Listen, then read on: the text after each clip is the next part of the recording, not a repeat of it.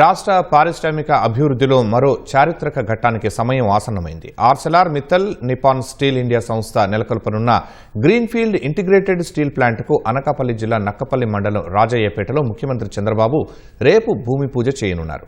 మరింత సమాచారం మా ప్రతినిధి ఆదిత్య పవన్ ప్రత్యక్ష ప్రసారం ద్వారా అందిస్తారు.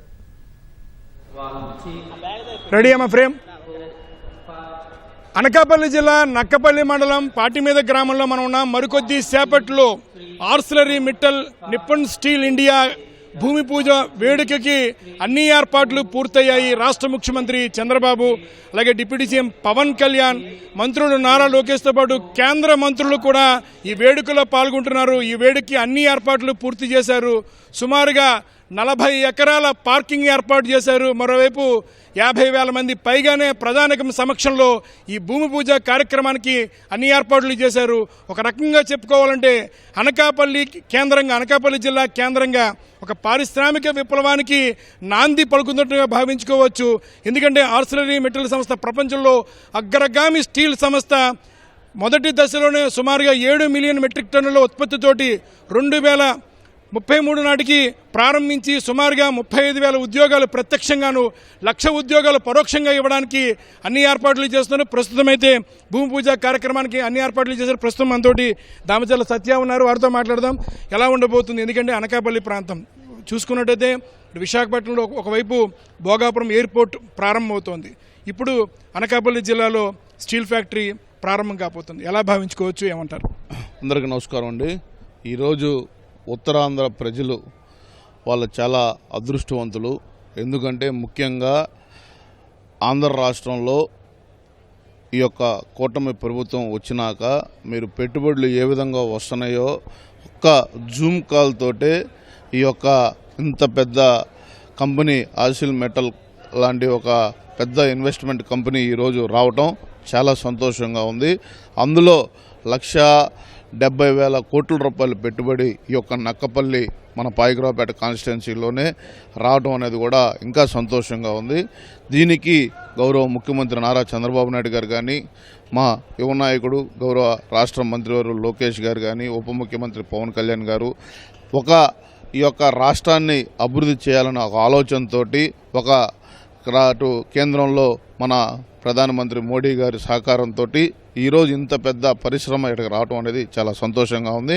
అందులో మేము కూడా మ్యారిటైమ్ బోర్డు చైర్మన్ అవ్వటం, అలాగే ఇక్కడ మా ఏపీఐసి చైర్మన్ రామరాజు గారు కూడా ఈ యొక్క కార్యక్రమంలో పాల్గొనడం కూడా చాలా సంతోషంగా ఉందని కూడా తెలియజేస్తా ఉన్నాం. ఎలా ఉండబోతుంది? ఎందుకంటే ఈ ప్రాంతం అనకాపల్లి ప్రాంతంలో ఇప్పుడు ఉపాధి కల్పనకు అవకాశం కలుగుతుంది. ఒక 3 సంవత్సరాల్లోనే స్టీల్ ఫ్యాక్టరీ ప్రారంభమవుతుంది. రేపు భూమి పూజ చేసుకుంటుంది. భవిష్యత్తులో ఈ ప్రాంతం ఎలా అభివృద్ధి అవుతుందంట? మీరే చెప్తా ఉన్నారు. ఇది భారతదేశంలోనే ఒక పెద్ద స్టీల్ ఫ్యాక్టరీ రేపు ఉత్పత్తి ఇక్కడికి రాబోతూ ఉంది. సుమారుగా దీని యొక్క రూపురేఖలు మీరు చూసుకుంటే కేవలం 4 నెలల్లోనే ల్యాండ్ ఎక్విజిషన్ కానీ, ఈ యొక్క R&R కాలనీ కూడా కేవలం 5-6 నెలల్లోనే పని అంతా పూర్తి చేయడం జరిగింది. ఇది ఈ యొక్క ప్రభుత్వం, కూటమి ప్రభుత్వం, ఈ ప్రాంతం రేపు భవిష్యత్తులో ఒక బంగారు గనిలాగా చాలా మందికి ఇక్కడ ఉద్యోగ అవకాశాలు, సుమారుగా 2 లక్షల మందికి రేపు ఉద్యోగ అవకాశాలు కూడా రాబోతూ ఉన్నాయి.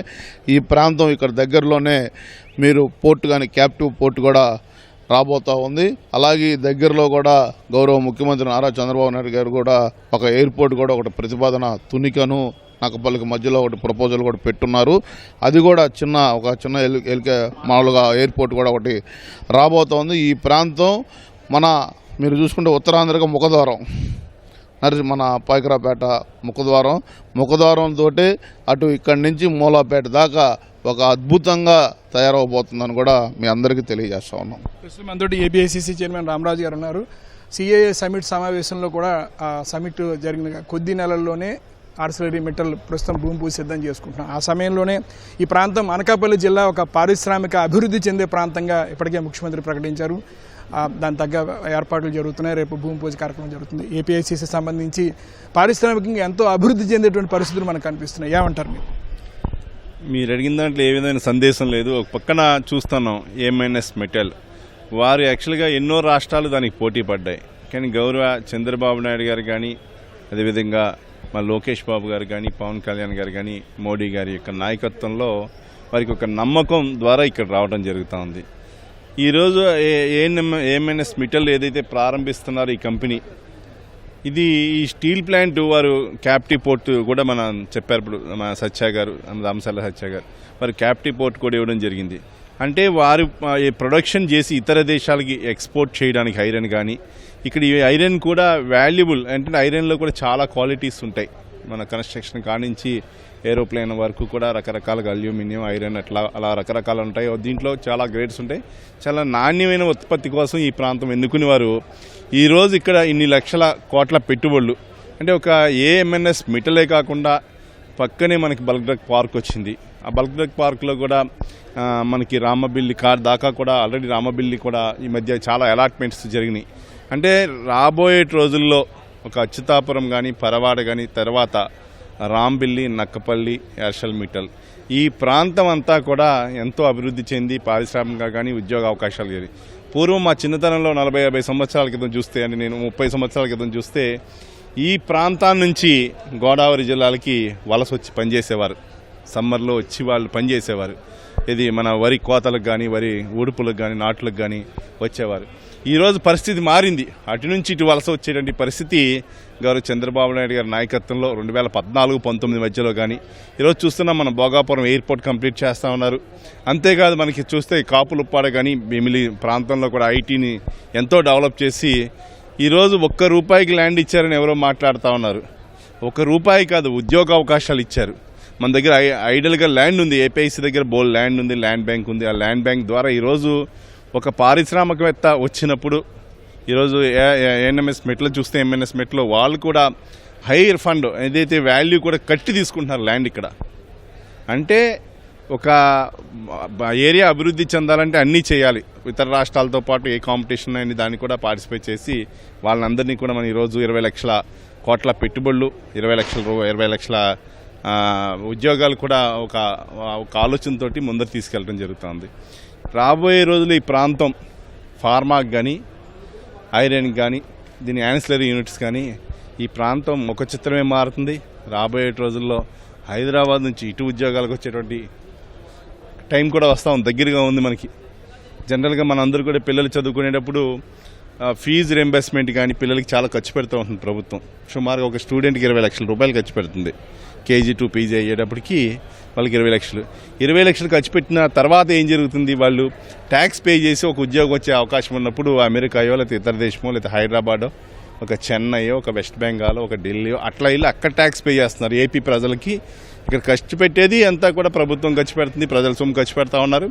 ఈరోజు అలాంటిది అటు నుంచి ఇటు వచ్చి ఇక్కడ ఉన్న పిల్లలకు కూడా ఉద్యోగ అవకాశాలు తీసుకొస్తామంటే, ఏదైతే మన బడ్జెట్లో ఖర్చు పెట్టేటువంటి దాన్ని మళ్ళీ రిటర్న్గా ఇక్కడ వాళ్ళు ట్యాక్స్ పే చేశారా, వాళ్ళ ఉద్యోగం వచ్చి వాళ్ళ ప్రొడక్షనాలిటీ వస్తే జీఎస్టీ కడతారు, బట్టలు కొనుక్కున్న జీఎస్టీ కడతారు, ఫుడ్ తిన్నా జీఎస్టీ కడతారు.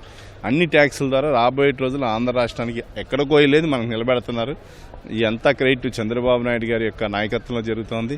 మా సోదరుడు కూడా చెప్పారు, మూలపేట పోర్టు కానీ, అన్ని పోర్టులు కూడా, రామాయణపట్నం కానీ, కృష్ణపట్నం, ఇదే కాదు ఆంధ్ర రాష్ట్రంలో ఈ ప్రాంతమే కాదు 4 ప్రాంతాలు కూడా అభివృద్ధి చెందడానికి, ఒక పక్క నెల్లూరు కానీ, ఒక పక్క చూస్తే అనంతపూర్ కానీ, కర్నూలు కానీ, ఇట్లాగా శ్రీకాకుళం నుంచి ఇలా అన్ని ప్రాంతాలు అభివృద్ధి జరిగే విధంగా, ఒక పక్క డోన్ సిటీ అని, ఒక పక్క సాఫ్ట్వేర్ అని, ఒక పక్క ఇలాగని, ఇట్లా అన్ని రకాలుగా చేస్తుంది చంద్రబాబు నాయుడు గారి యొక్క ఆలోచన.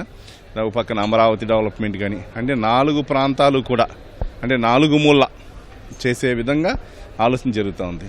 ఇది ప్రస్తుతం అయితే భూమి పూజ వేడుక అన్ని ఏర్పాట్లు పూర్తయ్యాయి. రేపు సాయంత్రం 4 గంటలకి ఇదే వేదిక దగ్గర భూమి పూజ వేడుకకి ప్రారంభమవుతుంది. ఇక్కడికి అన్ని ఏర్పాట్లు చేసి సుమారుగా 3,000 మంది పోలీస్ బందోబస్తు ఏర్పాటు చేశారు. 50,000 మంది ప్రజానికం ప్రత్యక్షంగా పాల్గొంటారు. అలాగే ప్రజానికం కోసం ప్రత్యేకంగా వారి కోసం సుమారుగా 400 బస్సులను ఇప్పటికే ఆర్టీసీ సంసిద్ధం చేసింది. మరోవైపు అధికారులంతా కూడా ఏర్పాట్లు పూర్తిగా చేశారు. మనం చూడొచ్చు, జర్మన్ టెంటలను వేసి ఒకవేళ వర్షం వచ్చినా ఏ రకమైన ఇబ్బంది లేకుండా సభా వేదిక జరగడానికి, సభ జరగడానికి ఏ ఇబ్బంది లేకుండా జర్మన్ టెంటలను వేశారు. అలాగే వచ్చేటువంటి ప్రజానికానికి దగ్గరగా, అంటే వారి దగ్గరగా, సభ దగ్గరగా రావడం కోసం పార్కింగ్ కూడా పక్కనే ఏర్పాటు చేశారు. ప్రపంచంలోనే అగ్రగామి స్టీల్ సంస్థ ఆర్సిలరీ మిట్టల్ నిపుణ్ స్టీల్స్ తన మొదటి దశ సంబంధించినటువంటి భూమి పూజ వేడుకకి మొత్తం ఏర్పాట్లు పూర్తయ్యాయి. ఈ వేదిక దగ్గరే రాష్ట్ర ముఖ్యమంత్రి చంద్రబాబు, డిప్యూటీ సీఎం పవన్ కళ్యాణ్, కేంద్ర మంత్రులంతా కూడా పాల్గొనడానికి మొత్తం సభా వేదిక అంతా సంసిద్ధమైంది. కెమెరా పర్సన్ ఎస్ శ్రీనివాస్తో ఆదిత్య, పవన్, అనకాపల్లి జిల్లా.